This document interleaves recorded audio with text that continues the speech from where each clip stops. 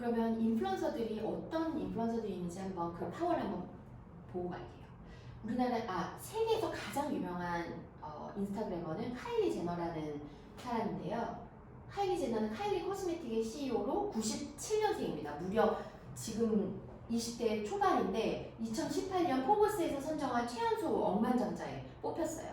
1조 자산가고 SNS 팔로워가 1억 명을 가지고 있는 대단하신 여성분인데, 카일리 제너가 SNS 인스타그램은 가장 유력하게 본인의 비즈니스를 도왔다고 얘기를 했어요. 그래서 인스타그램을 통해서 본인의 컴플렉스에 대해서 계속 사람들과 소통했고, 근데 그 소통을 통해서 립스틱을 런칭을 하면서 1조의 가치를 가진 지금 큰 기업으로 키워냈습니다.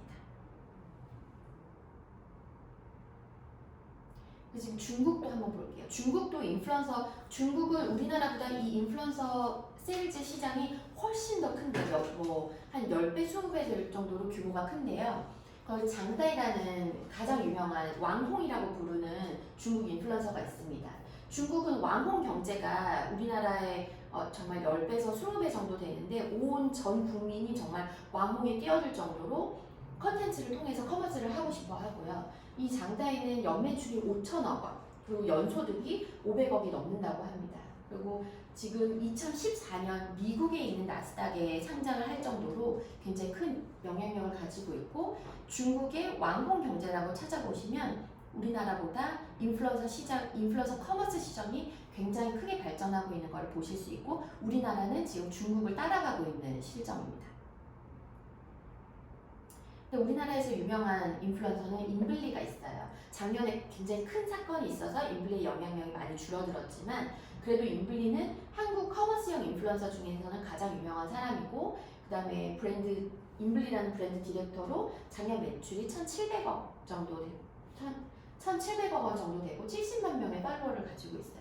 그 전에 80만 명이 넘었는데 인블리 곰팡이 사건으로 해서 크게 이제 많이 내려갔고, 그리고 다양한 프로덕트를 통해서 이제 그 라이프 스타일 브랜드로 이제 만들어가고 있고, 다시 한 1년 정도 쉬다가 지금 다시 활동을 시작을 한 걸로 알고 있고, 이 한국형 커머스 인플루언서로는 인블리가 가장 유명할 것 같아요. 그러면 이 커머스 기업들은 이 인플루언서 파워를 어떻게 활용을 하고 있을지 한번 볼게요. 쿠팡 같은 경우에는 쿠팡과 함께 수익을 창출해 보세요 라고 해서 좋은 상품, 쿠팡에 있는 좋은 상품을 너의 SNS로 소문을 내면 수수료를 주는 그 활동들을 했거든요. 그래서 블로그, 홈페이지, SNS에 상품 추천을 하면 최대 3%의 수수료를 주는 일들을 했습니다. 그래서 쿠팡도 결국 개인들의 인플루언서 파워에 이제 이런 수수료를 주는 활동들을 하고요. 그 다음에 아마존 같은 경우에도 그 세일즈 파트너로 인플루언서를 선정을 했는데요. 그래서 유명한 인플루언서들에게 아마존 안에 입점을 해서 너네가 팔고 싶은 아마존 제품 아무거나 다 팔아 라고 하나의 스토어들을 만들어줬어요. 그런 식으로 이런 굉장히 큰 기업들도 이런 인플루언서 파워에 주목을 하고 있습니다.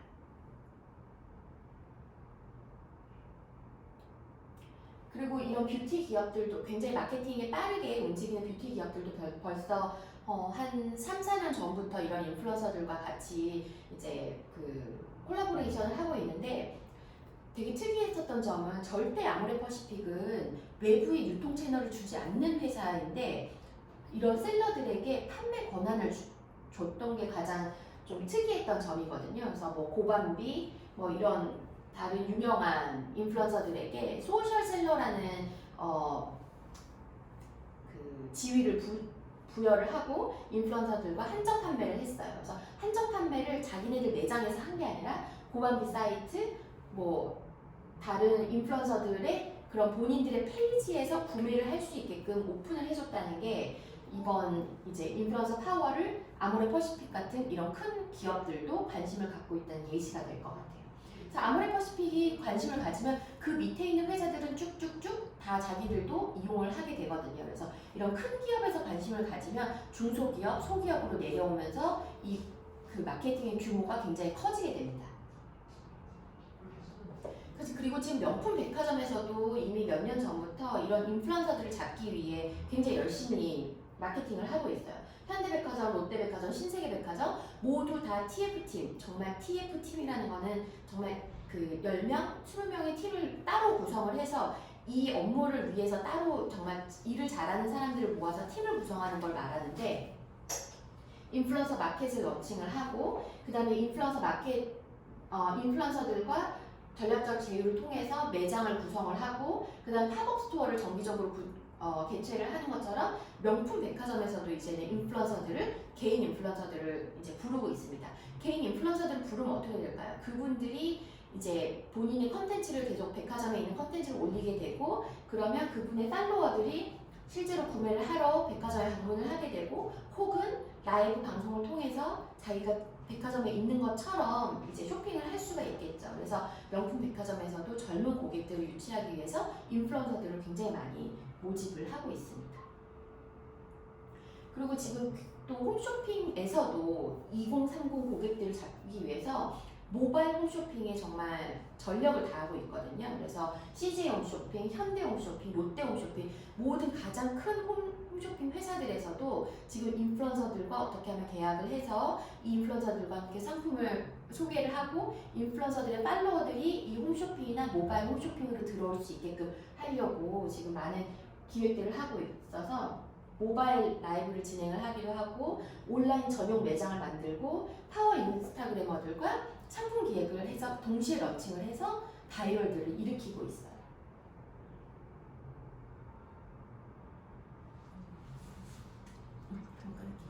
그냥 가도 돼요. 그럼 이 SNS 커머스 플랫폼이라는 게 도대체 무슨 말일까요? SNS 커머스 플랫폼. 자, SNS는 소셜 네트워크 마케팅, 우리가 얘기하는 인스타그램, 유튜브, 그 다음에 커머스는 우리가 온라인 쇼핑 하는 것을 얘기를 하고, 플랫폼은 정말 이 시스템을 얘기를 하는 거거든요. 그래서 내 손 안에 새로운 그 상점이 하나가 들어온다고 생각을 하면 될 것 같아요. 인플루언서 한 명 한 명이 내 모바일 속에 다 들어왔다고 보시면 될 것 같거든요.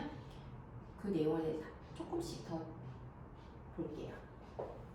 그래서 이제는 SNS 플랫폼으로 돈을 버는 시대가 왔습니다. 우리는 이미 경험을 한 바가 있어요. 네이버 블로그가 거의 한국형 크리에이터들의 시작으로 네이버 블로그가 컨텐츠가 비즈니스화된 가장 첫 번째 그 경험이 될 텐데, 우리는 네이버 블로그를 통해서 블로거들이 수익을 창출한 내용에 대해서는 우리가 많이들 들어봤죠.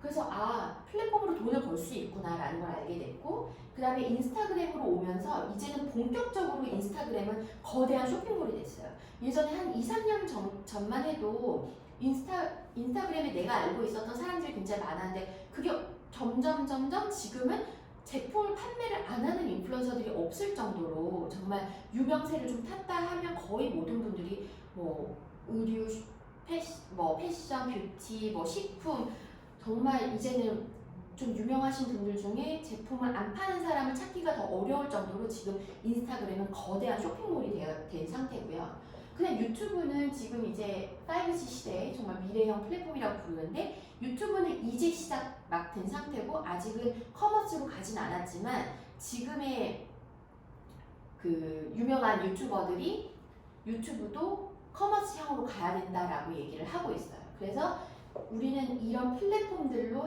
해서 광고부터 시작해서 커머스로 가는 우리 이 플랫폼들을 다 경험을 해봤습니다. 하고 있고요.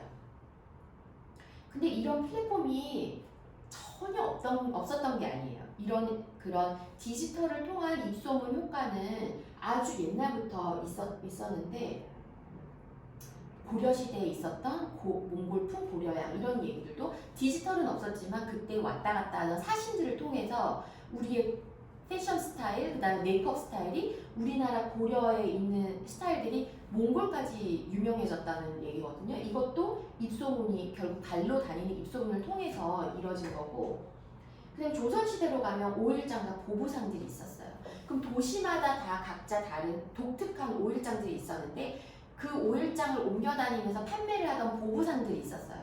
뭐 쌀도 팔고 과일도 팔고 뭐 고기도 팔던 그 보부상들이 동네를 다니면서 오일장을 거쳐가면서 각 각지의 유명한 특산물도 소개하고 그다음에 경상도 어느 지방에 갔었더니 어떤 비단이 유명하더라, 어떤 만화님은 어떤 스타일로 화장을 했다더라라는 거를 보부상들이 발로 옮겨다니면서 전국에 소문을 내줬습니다. 그리고 뭐 개성에 그 예를 들어서 뭐 제주도에 무슨 물고기가 무슨 생선이 맛있다더라, 그 다음에 뭐 나주에 갔더니 배가 맛있다더라, 이런 입소문들을 이런 보부상들을 통해서 전국으로 퍼져나갔던 거예요. 그리고 이런 분들이 각 동네에 유명했던 인플루언서였던 동네의 가장 유명한 만화님들의 스타일에 대해서 그 전국을 돌아다니면서 입소문을 내줬던 거죠. 그리고 우리나라의 가장 독특한 또 유통 채널 중에 하나의 방문 판매도 옛날에는 우리 엄마들이 젊었을 때는 화장품 아줌마들이 화장품 통 안에다가 이제 아모레 아줌마들이 화장품을 담고 다니면서 동네마다 다니면서 옆 동네 아줌마들이 많이 쓰는 거, 뒷동네 아줌마들이 많이 쓰는 거 마사지를 해주면서 그분들이 돌아다니면서 입소문을 내줬었어요. 그래서 실제로 뭐 화장품뿐만이 아니라 뭐 식품, 그 다음에 뭐 가전제품 여러 가지 여성들의 입을 통해서 입소문을 내줬던 독특한 채널이고요. 그게 PC로 넘어가게 됩니다. 그래서 하이텔, 나우누리 같은 PC 통신이 시작이 되면서 이제 본격적인 디지털 커뮤니티가 시작이 되었어요. 그래서 그때 당시 하이텔에 들어가면 랄프로렌을 좋아하는 방, 나이키를 좋아하는 방, 이런 방들이 있었어요. 그럼 그 방에 들어가면 내가 좋아하는 나이키 리미티드 상품에 대해서 그때 당시에도 똑같이 다 커뮤니티 수다를 떨면서 다 정보를 공유를 하고 강남역에 모여서 중고 상품을 거래를 하고 이런 게 90년대 PC통신 때부터 있었습니다. 그래서 프리첼로 넘어가면서 프리첼이라는 플랫폼이 있으면서 이 프리첼 안에서도 커뮤니티가 형성이 되고, 그래서 지금은 굉장히 유명한 무신사라는 이커머스 패션 기업의 CEO도 이런 하이텔, 프리첼 이런 곳에서 아주 유명한 나이키 매니아로 활동을 하셨다고 하고요. 그러니까 이런 플랫폼 안에 커뮤니티들이 있고 그런 커뮤니티 안에서 상품을 좋아하는 사람들이 모이고 그게 결국에는 오프라인 거래로 이어지는 커뮤니티형 세일즈가 지금 이때부터 많이 발전을 했었고요. 그 다음에 뭐 다음 카페, 화장빨, 뭐 베스트 드레서 이런 카페들이 이제 패션과 뷰티를 트렌드를 주도하기도 했고, 싸이월드에서는 베네베네별라는 아주 큰 20만 명 있었던 이제 그 클럽에서 베네핏이 한국에 런칭하기도 전에 상품에 대해서 매니아들이 모이고 그 다음에 화장품 덕후들이 모이면서 베네핏 코리아가 우리나라에 상륙을 하게 되고 큰 성공을 이루게 되는 그 시초가 이 싸이월드 클럽이었습니다. 그리고 지금도 네이버 카페에서는 다양한 클럽들이 만들어지고 이제 입소문을 내고 있죠. 그래서 이 커뮤니티를 통해서 입소문이 만들어지는데 지금은 디지털과 모바일과 SNS로 이런 커뮤니티가 형성이 돼서 취향자들이 모이는 거예요. 그래서 그런 취향자들이 서로의 취향을 공유하고 내가 좋아하는 제품들에 대해서 얘기를 하면서 이게 커머스가 점점 더 큰 형태로 진화하고 있습니다. 그리고 이제는 SNS 팬덤이라는 뭔가 굉장히 강력한 구매 파워가 부여가 되면서 이런 인플루언서들이 옛날에는 정보만 공유를 했었는데 이제는 아주 큰 유통 채널로 이제 자리 잡고 있어요. 그래서 간단히 플랫폼 비즈니스에 대해서 설명을 조금 드리자면, 플랫폼이라는 단어는 이 사진에서 보시듯이 이 기차역을 말하거든요. 그래서 플랫폼이라고 하면 이 기차가 오가고 사람이 오가는 이 기차역을 플랫폼이라고 얘기를 해요. 그래서 플랫폼 비즈니스는 다양한 거래를 통해서 새로운 가치를 창출하는 비즈니스 형태를 플랫폼 비즈니스라고 얘기를 합니다.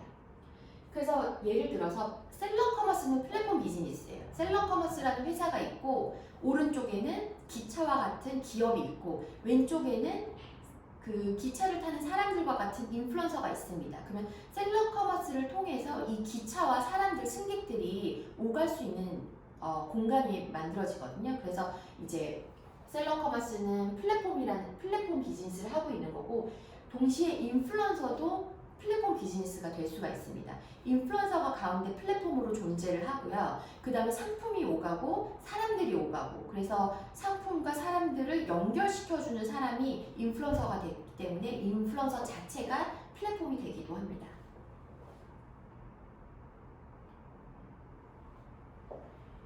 그래서 지금은 모바일로 모든 것을 다 해결하는 모바일 온리 시대에 와 있고, 모바일 플랫폼 시대에 와 있어요. 그래서 모바일 플랫폼이 중요하고 인플루언서라는 이 플랫폼이 굉장히 중요해진 시대예요. 5G 시대라고 광고에서 많이 보셨고 뉴스에도 많이 보셨을 텐데, 5G 시대에서 가장 특이한, 그냥 우리가 하나만 알면 돼요. 굉장히 빠르고 굉장히 연결성이 더 넓어진다라고 보시면 되는데, 우리가 지금 카카오톡으로 1분짜리 영상을 친구와 주고받는다고 생각을 했을 때 한 버퍼링 시간이 뭐 한 10초 뭐 정도 걸린다고 생각을 하면, 이제는 수백 명이 있는 사람과 한 10시간짜리 데이터 하나를 공유를 하는데 단 1초의 시간도 안 걸린다고 보시면 되거든요. 그래서 5G 시대는 속도가 굉장히 빨라지고 많은 사람들이 한꺼번에 모여도 버퍼링이 전혀 없는 굉장히 큰 용량의 그런 데이터 사이즈를 생각을 하면 될 것 같아요. 이런 5G 시대에서는 라이브가 생명입니다. 어떻게 하면 더 빠르게, 어떻게 하면 더 생생하게 지금 모든 정보들을 공유를 할지 5G 시대에서는 그게 가장 중요한 지금 이제 화두가 되고 있고요. 그래서 가상세계라든지 지금 우리가 상상하지 못했었던 그런 세상들이 이제 5G 시대에는 라이브로 이제 발현이 되는데, 예를 들어서 그때는 5G가 훨씬 더 지금 이제 개발이 더 빨라지면 오늘 내가 그 VR 샵에 들어가서 아마존에 가서 바나나를 따요. 그럼 내일 아침에 우리 집 앞에 그 바나나가 도착을 하는 거예요. 그만큼 가상의 그런 쇼핑과 나의 현실의 쇼핑이 굉장히 지금 더 빠르게 연결이 되고 있는 시대가 5G 시대예요. 그래서 라이브로 더 생생하게 우리가 쇼핑을 경험할 수 있는 시대가 오고 있습니다. 그래서 5G 시대에는 데이터가 굉장히 많이 이제 그 교류가 되기 때문에 빅데이터가 굉장히 중요해지고, 그래서 이렇게 많은 채널과 많은 상품과 많은 사람들이 모이는데 이 데이터들을 얼마나 더 많이 가공을 하느냐에 따라서 기업의 이제 성패가 달렸다고 볼 수 있는데요. 그래서 저희도 그래서 카이스트 연구소와 빅데이터 연구소와 같이 인플루언서에 대해서 분석을 하고 기업에 대해서 분석을 하는 이유가 지금 이 빠르게 돌아가는 시대에서 얼마나 더 빠르게 데이터를 분석을 하느냐에 따라서 내 전략을 다 그때그때 바로 이제 바꾸고 실행할 수 있는 힘이 될 수 있습니다. 그리고 우리가 계속 얘기하고 있는 AI, 뭔가 이 로봇들이 어떻게 하면 우리를 더 편안하게, 더 편리한 세상으로 이어질 수 있을지 기업들이 굉장히 연구를 많이 하고 있고, 이런 AI 시스템이 아까 빅데이터와 연결을 해서 어떻게 하면 사람들이 생각하지 않고 자연스럽게 쇼핑을 할 수 있게끔 해줄 수 있는지 도와주는 역할들을 해요. 그래서 챗봇도 AI에 들어갈 수 있고, 그 다음에 이제 우리가 상품 알고리즘이라고 얘기하는, 내가 쿠팡에서 한 가지 제품을 검색을 했는데 그 밑에 연관되는 제품들이 다 밑에 따라 나와서 우리가 굉장히 생각하지 않아도 연관된 쇼핑들을 할 수 있게끔 해주는 게 다 이 AI 덕분과 빅데이터의 덕분이라고 보시면 될 것 같아요. 앞으로 더 정교화될 예정이에요. 그래서 이 SNS 마켓은 지금이라도 해야 될까요? 라고 질문을 많이 하시는데, 지금이라도 해야 되는 게 아니라 지금부터 빨리 시작을 하시라고 얘기를 하고 있습니다. 기업들에게. 그래서 이 인플루언서들 이제는 모두 1인 1크리에이터 시대라고 할 정도로 이제는 크리에이터들이 예전과는 다르게 정말 개인이 다 할 수 있는 이런 시스템이 갖춰져 있고요. 그래서 누가 어떻게 나의 팬덤을 구축을 하느냐의 경쟁이 달려있고, 그런 경쟁들로 여러 가지 플랫폼들이 만들어지고 있고, 이런 기술적인 발전의 도움으로 인해서 이런 플랫폼들은 더 다양하게, 이런 크리에이터들은 더 다양한 사람들이 나타날 것으로 지금 이제 예측이 되고 있습니다. 그러면 수많은 사람들을 통해서 이 결국 핸드폰 속 모바일 속에 있는 디지털 입소문은 더 빠르게 더 5G 시대에는 더 빠르고 더 생생하게 이제 공유가 될 거고 이제 온라인과 오프라인의 개념이 사라져서 정말 이제는 우리가 예전에는 옴니 채널이라고 부르던 온오프라인의 그런 채널 전략들이 다 사라질 정도로 이제 온라인과 오프라인의 경계가 아무 의미가 없어질 정도로 통합적으로 이제 유통이 전략이 이제 더 개발이 될 예정이에요. 그래서 지금이라도 시작을 해야 된다는 얘기를 드리고 싶습니다.